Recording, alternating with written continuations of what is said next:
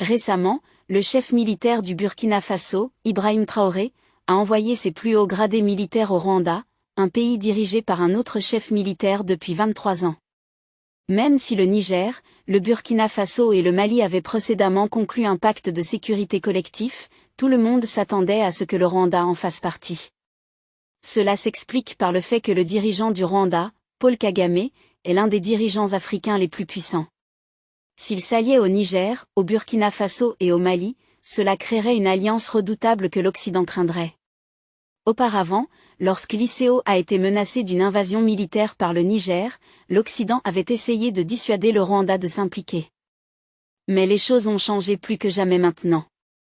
Le capitaine Ibrahim Traoré veut que Paul Kagame participe à la discussion. Pour cela, il a envoyé ses généraux au Rwanda et conclu des accords secrets qui ont littéralement effrayé l'Occident. Pourquoi en est-il ainsi? Et pourquoi Paul Kagame est-il craint en Occident? Surtout, de quoi ont discuté les généraux les plus hauts gradés du Burkina Faso avec Paul Kagame? Découvrons-le dans cette vidéo. Le général de brigade Célestin Simport, chef d'état-major général des forces armées du Burkina Faso, et sa délégation ont officiellement visité le Rwanda ce mois-ci. Au cours de la visite, il a rendu hommage aux victimes du génocide de 1994 contre les Tutsis en visitant le mémorial du génocide de Kigali dans l'après-midi. De plus, il a visité le musée de la campagne contre le génocide au bâtiment du Parlement. Cependant, toutes ces visites dans des lieux historiques faisaient partie du plan. Il était clair que le chef d'état-major général n'était pas venu rendre hommage, mais pour discuter de certains des secrets les mieux gardés. Il a visité le siège des forces de défense du Rwanda, engageant des discussions avec le ministre de la Défense honorable, Juvenal Marissa Minda, et le chef d'état-major des forces de défense du RDF, le lieutenant-général MK Mubarak, afin d'explorer les moyens de renforcer la coopération avec les forces de défense du Rwanda. La délégation des forces armées du Burkina Faso a reçu des informations sur certaines installations de défense sélectionnées et des régimes de bien-être, notamment Zigama CSS, l'assurance médicale militaire et la boutique des forces armées. Dans le cadre de son programme, il a également visité l'académie militaire du Rwanda, GACO. Mais le chef d'état-major général de l'armée n'était pas seul. Il avait d'autres généraux avec lui. L'un d'entre eux était l'inspecteur général de la police du Burkina Faso, qui a rencontré les chefs de police du Rwanda. L'inspecteur général de la police, Félix Namur Arnia, a accueilli son homologue, le contrôleur général Dr Roger Udriogo, au siège général de la police nationale du Rwanda à Kazeru pour une visite d'une semaine visant à renforcer la coopération policière. IGP Namur Arnia a exprimé sa gratitude pour la visite, mettant en avant les réalisations de la police du Rwanda depuis sa création il y a 23 ans. La RNP s'est considérablement distinguée dans la formation, l'acquisition d'équipements de police et les capacités opérationnelles pour assurer la sécurité au Rwanda et dans d'autres pays tels que la République centrafricaine, le Soudan du Sud et le Mozambique, où le Rwanda a déployé des unités de police. La visite a permis d'échanger des idées et des expériences sur différents aspects de la police, renforçant ainsi les bases d'un partenariat solide pour relever les défis de l'application de la loi. Le contrôleur général Udriogo a salué la police exemplaire du Rwanda et exprimé le désir d'apprendre des contributions du Rwanda à la sécurité et au développement. Le chef de la police du Burkina Faso a visité divers départements et unités de la RNP, y compris les écoles de formation et les collèges. La visite visait à renforcer la collaboration mutuelle entre les forces de police du Rwanda et du Burkina Faso. Cela soulève la question de pourquoi le chef de l'armée du Burkina Faso et les généraux de police visitent le Rwanda en ces temps-ci. Eh bien, c'est parce que le capitaine Ibrahim Traoré veut apprendre de Paul Kagame, qui dirige le Rwanda depuis 23 ans. C'est lui qui a mis fin au long génocide dans le pays et a ouvert une ère de développement. Ibrahim Traoré veut savoir comment Paul Kagame gère son armée et assure qu'il n'y ait pas de coup d'État contre lui. Sous la direction de Kagame, le Rwanda se distingue comme l'une des réussites notables de l'Afrique, surmontant les défis de la gouvernance à la suite du génocide. Lorsque Paul Kagame est arrivé au pouvoir en 2000, le Rwanda se trouvait dans la phase de reconstruction après le génocide. Une tâche redoutable qui reposait en grande partie sur des combattants guérilleros largement non éduqués et une poignée de cadres peu formés. Près de 2 décennies plus tard, le Rwanda est devenu un pays stable, prospère et uni, marquée par d'importants efforts de réconciliation. Les services sociaux sont fournis sans discrimination basée sur l'ethnie ou la région, répondant aux besoins de la population. Même si les critiques, en particulier en dehors de l'Afrique, critiquent Kagame en tant que leader autoritaire, ils ne savent pas qui il est pour son peuple. Il est vu comme un bâtisseur de nations et un réformateur qui a guidé son pays et établi une nation stable. Né dans le sud du Rwanda en 1957, la vie de Kagame a été marquée par la fuite face aux opérations anti-Tutsi, la croissance au sein de communautés rwandaises et de camps de réfugiés en Ouganda, ainsi que son engagement dans l'armée de résistance nationale en Ouganda. Lorsqu'il est revenu pour diriger le FPR au Rwanda, le pays était confronté à d'énormes défis, avec des caisses pillées, des massacres de masse, des survivants traumatisés et un État en déroute. 25 ans après le génocide, les survivants voient Kagame comme le garant de leur existence, guidant le Rwanda vers l'unité et la réconciliation. Le style de gouvernance de Kagame a été ferme, mettant l'accent sur des mesures anti-corruption et réprimant la propagande occidentale. Des sanctions sévères attendent les politiciens qui tiennent des discours haineux, reflétant l'engagement de Kagame envers la promotion de l'unité. Sa mission, profondément ancrée dans les institutions rwandaises, est de protéger le peuple contre le génocide par tous les moyens nécessaires, une mission souvent mal comprise par le monde occidental. Cette détermination pourrait perdurer à travers les générations à venir. Le défi consistait à construire une nouvelle nation unie avec un objectif commun parmi des individus ayant joué des rôles de bourreaux et de victimes, coexistant avec un objectif commun, le développement de leur village, de leur district et de leur pays. Dans cette entreprise, Kagame a agi conformément au mandat du peuple et dans les limites de la constitution rwandaise.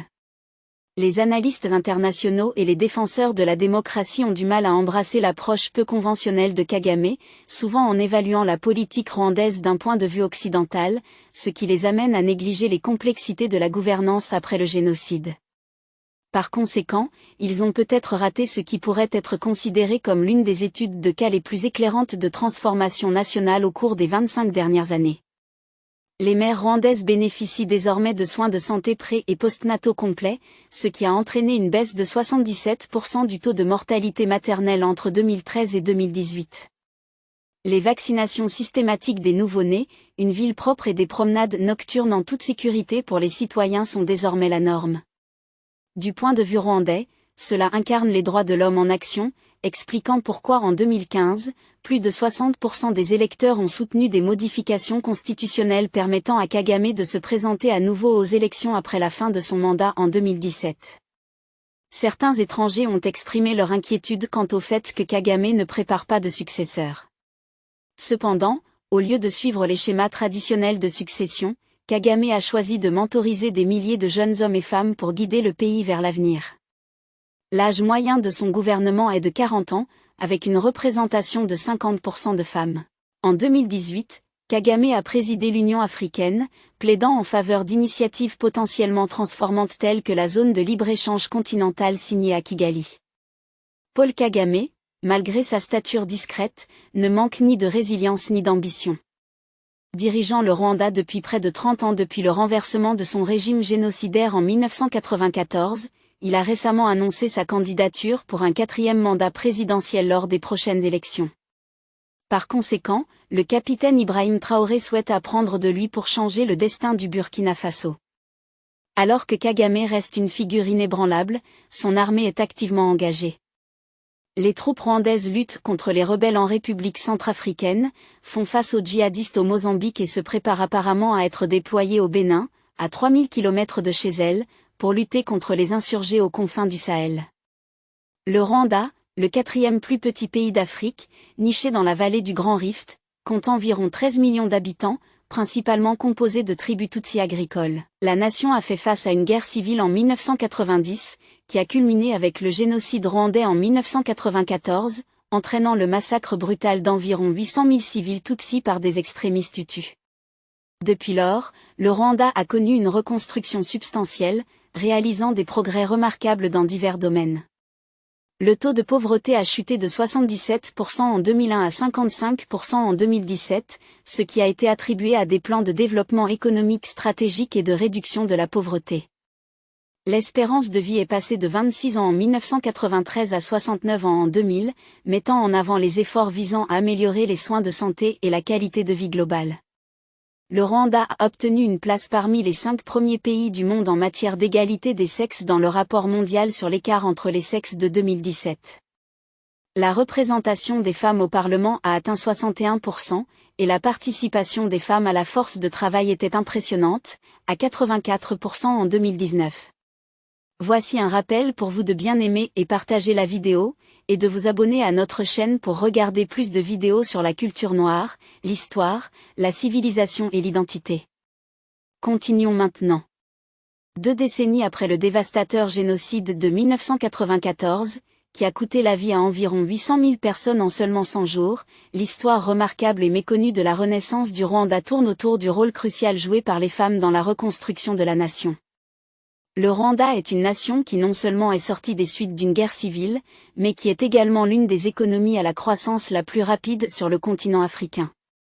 Antoinette Uwimana, la directrice du pays de Women for Women International Rwanda, a déclaré qu'après le génocide, le Rwanda était en ruine complète. Les routes étaient jonchées de centaines de milliers de cadavres, les églises et les écoles étaient en ruine, et les bureaux et les entreprises avaient été pillés. Par-dessus tout, la nation était aux prises avec le traumatisme des crimes atroces qui avaient décimé sa population. En raison d'un nombre significatif d'hommes tués et de nombreux auteurs masculins ayant fui vers des nations voisines, environ 70% de la population rwandaise après le génocide était composée de femmes. Confrontées à l'impératif d'assurer la survie de leur famille, les femmes ont assumé des rôles de leadership, et Women for Women International a joué un rôle crucial dans la reconstruction du pays. Depuis 1997, Women for Women International a donné le pouvoir à plus de 75 000 femmes rwandaises pour passer de la crise et de la pauvreté à la stabilité et à l'autosuffisance économique. Grâce à leur programme d'1 an, les femmes sont passées de nettoyer des bâtiments à les reconstruire activement. Elles ont lancé des entreprises dans tout le pays, contribuant à la stabilité après une violence inimaginable. Après avoir connu l'un des génocides les plus dévastateurs de l'histoire, le Rwanda a connu une transformation remarquable, devenant une nation méconnaissable par rapport à son passé. Il est devenu l'un des pays les plus sûrs, les plus propres et les plus dynamiques d'Afrique. La croissance économique substantielle a attiré des investisseurs mondiaux à Kigali, la capitale du Rwanda. Le tourisme a également prospéré, attirant chaque année 1 million de visiteurs venus admirer la beauté du pays et observer la communauté bien protégée des gorilles de montagne. Le moteur de cette renaissance est Paul Kagame, qui occupe la fonction de président du pays depuis la dernière décennie. En tant qu'ancien chef rebelle, il a réussi à réconcilier la nation et à inverser sa destinée. Cependant, le développement et le progrès ne sont pas les seules choses que le capitaine Ibrahim Traoré souhaite apprendre du Rwanda et de Paul Kagame. L'envoi de son chef de l'armée, de hauts responsables militaires et de généraux de police en est la preuve. Il veut apprendre à comprendre les complots avant qu'ils ne se transforment en coup d'État. Cela doit être assuré pour que le capitaine Ibrahim Traoré puisse reconstruire son pays sans laisser de place aux puissances occidentales pour le renverser.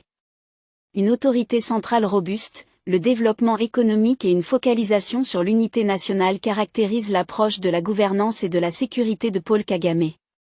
Ces politiques ont joué un rôle pivot dans la reconstruction du pays et dans la prévention d'une résurgence de la violence. Au cours des 23 dernières années, Paul Kagame a réussi à purger son armée pour maintenir la loyauté des généraux et des soldats envers lui, plutôt qu'envers les anciennes puissances coloniales. Nous l'avons vu en action en utilisant des purges pour garantir la loyauté. Par conséquent, de temps en temps, il a initié une refonte complète du pays. Plus tôt, nous l'avons vu annoncer une série de révocations suite à la nomination d'un nouveau ministre de la Défense, d'un chef de l'armée et du chef des renseignements internes. Le porte-parole de l'armée, Ronald Rovivanga, a informé les médias locaux que 2 généraux de longue date, le major général Alois Muganga et le brigadier général Francis Mudiganda, avaient été renvoyés pour indiscipline. Selon la loi, cela signifiait qu'ils devaient rendre leur équipement militaire et quitter l'armée sans aucune prestation, en raison de leurs actions, a-t-il déclaré sans fournir de détails. Les forces de défense rwandaises ont annoncé dans un communiqué que 14 autres officiers et plus de 200 autres avaient également été renvoyés. Ce type de purge est essentiel pour s'assurer qu'aucune faction au sein de l'armée n'existe. Étant donné que les coups d'État sont perpétrés en raison de ces fractions, un leader fort veille à ce que tous les éléments en conflit soient expulsés pour assurer l'unité de l'armée. Il a nommé Juvenal Marissa Minda ministre de la Défense, succédant à Albert Murasira, en poste depuis 2018. Kagame a également nommé Mubarak Minganga nouveau chef d'état-major de la Défense, et Vincent Nyakarundi chef d'état-major de l'armée. Jean Bosco Antbatura a été nommé directeur général en charge de la sécurité intérieure au sein des services de renseignement et de sécurité nationale. Des changements ont également été apportés au rôle de commandement au sein des forces rwandaises, qui étaient déployées au Mozambique depuis 2021 pour lutter contre une insurrection djihadiste. Muganga a été nommé commandant des forces mécanisées parmi les généraux renvoyés en 2019. Mutiganda était responsable de la sécurité extérieure à la NIS-ESC jusqu'en octobre 2018, date à laquelle il a été rappelé au siège des RDF pour un rôle non spécifié. Le président Kagame a également autorisé le renvoi de 116 autres rangs et a approuvé la révocation de 112 autres rangs. Antoinette Uwimana, directrice du pays de Women for Women International Rwanda, a déclaré qu'après le génocide, le Rwanda était en ruine complète. Les bords des routes étaient jonchés de centaines de milliers de cadavres, les églises et les écoles étaient en ruine, et les bureaux et les entreprises avaient été pillés. Par-dessus tout, la nation était aux prises avec le traumatisme des crimes atroces qui avaient décimé sa population. En raison d'un nombre significatif d'hommes tués et de nombreux auteurs masculins ayant fui vers des nations voisines, environ 70% de la population rwandaise après le génocide était composée de femmes. Face à l'impératif d'assurer la survie de leur famille, les femmes ont pris des rôles de leadership, et Women for Women International a joué un rôle crucial dans la reconstruction du pays. Depuis 1997, Women for Women International a habilité plus de 75 000 femmes rwandaises à faire la transition de la crise et de la pauvreté vers la stabilité et l'autosuffisance économique grâce à leur programme d'1 an. Les femmes sont passées de l'entretien des bâtiments à leur reconstruction active. Elles ont lancé des entreprises dans tout le pays, contribuant à la stabilité après une violence inimaginable. Après avoir connu l'un des génocides les plus dévastateurs de l'histoire, le Rwanda a subi une transformation remarquable, devenant une nation méconnaissable par rapport à son passé. Il est devenu l'un des pays les plus sûrs, les plus propres et les plus dynamiques d'Afrique. La croissance économique substantielle a attiré des investisseurs mondiaux à Kigali, la capitale du Rwanda. Le tourisme a également prospéré, attirant chaque année 1 million de visiteurs venus admirer la beauté du pays et observer la communauté bien protégée des gorilles de montagne. Le moteur de cette renaissance est Paul Kagame, qui occupe la fonction de président du pays depuis la dernière décennie. En tant qu'ancien chef rebelle, il a réussi à réconcilier la nation et à inverser sa destinée. Cependant, le développement et le progrès ne sont pas les seules choses que le capitaine Ibrahim Traoré souhaite apprendre du Rwanda et de Paul Kagame. L'envoi de son chef de l'armée, de hauts responsables militaires et de généraux de police en est la preuve. Il veut apprendre à comprendre les complots avant qu'ils ne se transforment en coup d'État. Cela doit être assuré pour que le capitaine Ibrahim Traoré puisse reconstruire son pays sans laisser de place aux puissances occidentales pour le renverser. Une autorité centrale robuste, le développement économique et une focalisation sur l'unité nationale caractérisent l'approche de la gouvernance et de la sécurité de Paul Kagame. Ces politiques ont joué un rôle pivot dans la reconstruction du pays et dans la prévention d'une résurgence de la violence. Au cours des 23 dernières années, Paul Kagame a réussi à purger son armée pour maintenir la loyauté des généraux et des soldats envers lui, plutôt qu'envers les anciennes puissances coloniales. Nous l'avons vu en action en utilisant des purges pour garantir la loyauté. Par conséquent, de temps en temps, il a initié une refonte complète du pays. Plus tôt, nous l'avons vu annoncer une série de révocations suite à la nomination d'un nouveau ministre de la Défense, d'un chef de l'armée et du chef des renseignements internes. Le porte-parole de l'armée, Ronald Rovivanga, a informé les médias locaux que 2 généraux de longue date, le major général Alois Muganga et le brigadier général Francis Mudiganda, avaient été renvoyés pour indiscipline. Selon la loi, cela signifiait qu'ils devaient rendre leur équipement militaire et quitter l'armée sans aucune prestation, en raison de leurs actions, a-t-il déclaré sans fournir de détails. Les forces de défense rwandaises ont annoncé dans un communiqué que 14 autres officiers et plus de 200 autres avaient également été renvoyés. Ce type de purge est essentiel pour s'assurer qu'aucune fraction au sein de l'armée n'existe. Étant donné que les coups d'État sont perpétrés en raison de ces fractions, un leader fort veille à ce que tous les éléments en conflit soient expulsés pour assurer l'unité de l'armée. Il a nommé Juvénal Marissa Minda ministre de la Défense, succédant à Albert Murasira, en poste depuis 2018. Kagame a également nommé Mubarak Muganga nouveau chef d'état-major de la Défense, et Vincent Nyakarundi chef d'état-major de l'armée.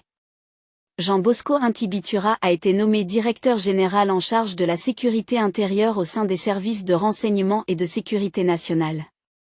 Des changements ont également été apportés au rôle de commandement au sein des forces rwandaises, qui étaient déployées au Mozambique depuis 2021 pour lutter contre une insurrection djihadiste. Muganga a été nommé commandant des forces mécanisées parmi les généraux renvoyés en 2019. Mutiganda était responsable de la sécurité extérieure à la NISESC jusqu'en octobre 2018, date à laquelle il a été rappelé au siège des RDF pour un rôle non spécifié. Le président Kagame a également autorisé le renvoi de 116 autres rangs et a approuvé la révocation de 112 autres rangs.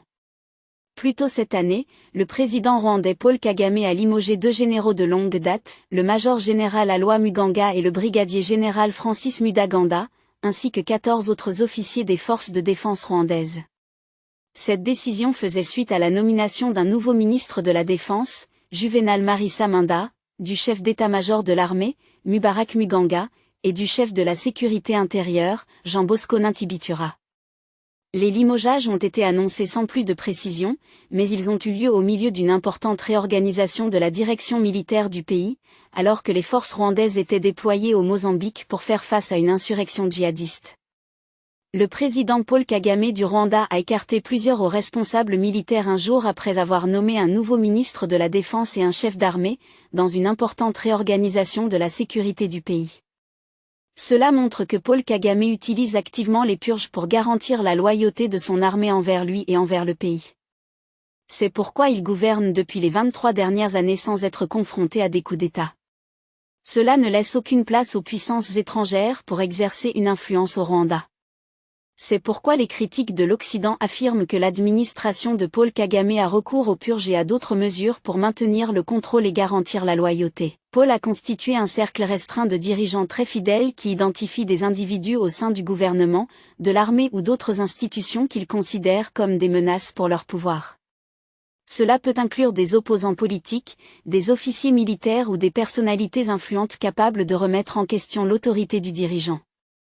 C'est alors que les purges servent à consolider le pouvoir au sein du cercle restreint du dirigeant ou parmi ses partisans loyaux.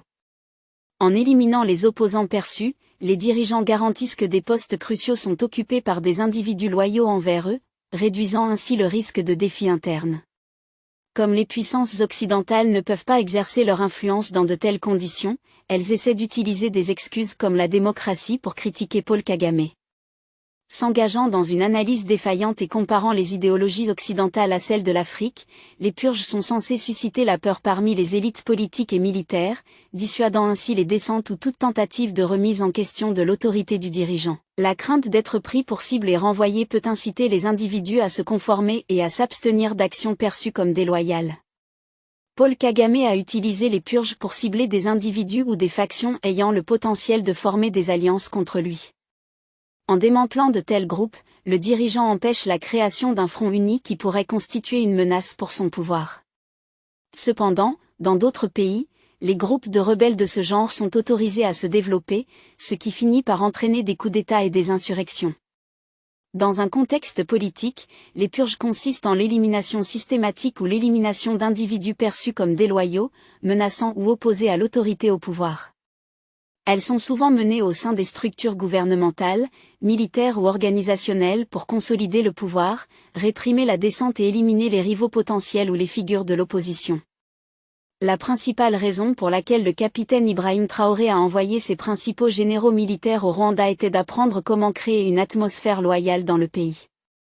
Plus tôt, il avait annoncé qu'il organiserait des élections en 2024, mais maintenant il a déclaré que les élections ne sont pas une priorité. Les problèmes urgents au Burkina Faso doivent d'abord être résolus pour favoriser un environnement propice aux élections. Mais Ibrahim Traoré est un homme pragmatique qui sait que les puissances occidentales s'efforcent de remplacer tous les dirigeants militaires africains. Cela inclut les dirigeants militaires du Niger, du Mali, de la Guinée, du Gabon et du Burkina Faso. Ces dirigeants militaires ne permettent pas aux Français de les exploiter, ce qui coûte aux puissances étrangères leurs profits. Le capitaine Ibrahim Traoré a déjà fait face à 2 tentatives de coup d'État contre lui, ce qui le rend particulièrement conscient de la situation. Par conséquent, il a envoyé le chef d'état-major général de l'armée du Burkina Faso pour apprendre comment maintenir l'unité de l'armée et éviter les fractions. Il est connu que les puissances occidentales n'interviennent jamais directement. Au lieu de cela, elles financent et soutiennent un général militaire qui dispose d'un nombre important de soldats sous son commandement. Ensuite, un coup d'État est organisé et le président qui est disposé à servir son peuple est destitué. Souhaitez-vous regarder plus de vidéos comme celle-ci ?